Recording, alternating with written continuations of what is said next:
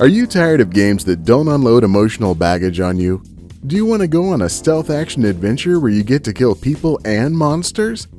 Well, then you're going to want to check out The Last of Us 2. Dive back into the role of Ellie as you take on the most challenging of teenage topics, relationships.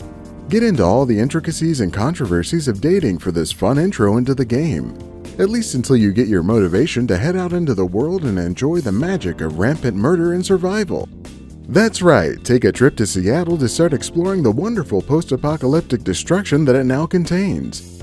Make your way through darkened buildings collecting all sorts of fun garbage. You can pick up pieces of scissors, scraps of tape, containers of alcohol, and even random explosives.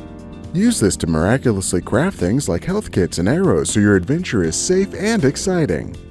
Head deep into the depths of collapsing buildings where every squeeze through a narrow gap or drop into a basement gives you a 90% chance of being pounced upon by terrible monsters.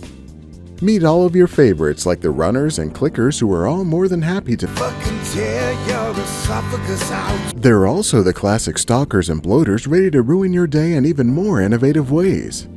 Now you can even come across the Shambler, an infected fellow who loves melting your face off with acid. Sneak around to dispatch these mushroom maniacs with stealth maneuvers or blast away at them with your limited and apparently bulky ammo that only fits in your backpack in tiny amounts. Then you'll be free to open every drawer and cabinet you can find, at least half of which might not be completely empty. Once you've dug through the trash that everyone's left behind, you'll come across some humans who haven't suffered from this advanced foot fungus but are just as keen on killing you. Thankfully, you can still exercise those stealth abilities to murder the sweet hell out of everyone around you. Listen close for the inevitable roar of people recognizing you and prepare for an all-out gunfight. Now you can enjoy the disturbing cries of your enemies' friends and families as you continue your murderous rampage. After you've gone for 3 days exploring the wonders of this story in Seattle, the big twist no one was allowed to talk about in early reviews happens. This might spoil the game for you, so prepare your body for this dramatic reveal. Are you ready? You get to play the entire second half of the game as a character you barely know. Now you get to tread a new path through Seattle, getting to know a brand new protagonist and aligning yourself with her perspective in this experience definitely not lifted from Pulp Fiction.